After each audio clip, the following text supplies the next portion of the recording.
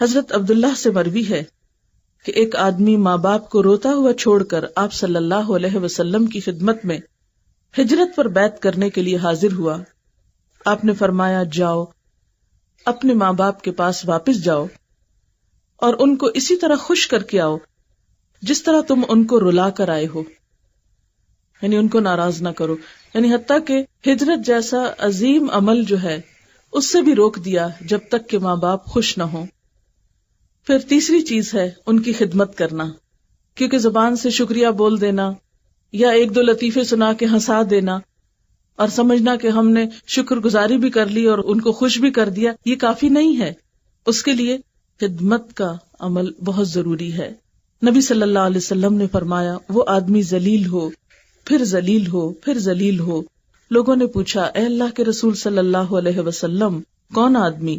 فرمایا وہ آدمی جس نے ماں باپ کو بڑھاپے کی حالت میں پایا، دونوں کو پایا یا کسی ایک کو پایا، پھر ان کی خدمت کر کے جنت میں داخل نہ ہوا.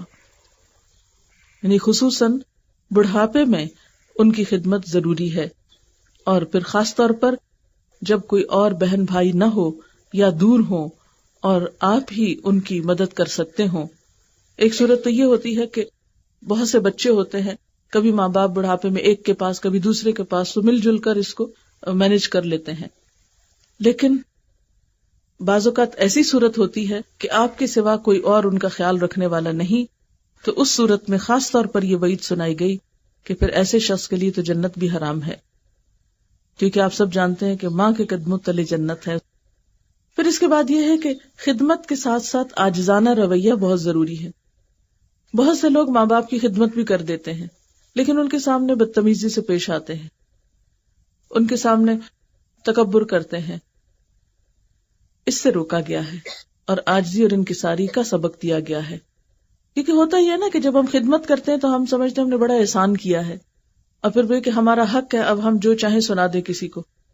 نہیں، خدمت کرنے کے باوجود عاجزی اور انکساری.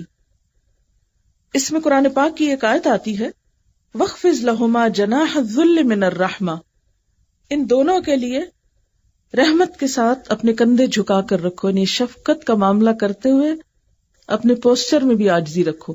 یعنی ماں باپ کے سامنے آپ اکڑ کر نہیں بیٹھ سکتے، کندھے نہیں اچکا سکتے، گردن نہیں پھیر سکتے یا سر نہیں جھٹک سکتے. اپنے رویے میں بھی عاجزی اور انکساری ضروری ہے، کیونکہ بعض لوگ ماں باپ سے بھی بات کرتے ہوئے یا بڑوں سے بات کرتے ہوئے منہ پھیر کے بات کرتے ہیں، یا تیوری چڑھائے ہوئے بات کرتے ہیں، یا موڈ آف کر لیتے ہیں، یا ان سے بولنا ہی نہیں پسند کرتے. تو یہ سب چیزیں تکبر کی علامت ہیں. اللہ تعالیٰ کو عاجز بندے پسند ہیں، اور خصوصاً عاجزی جب ماں باپ کے لیے ہو.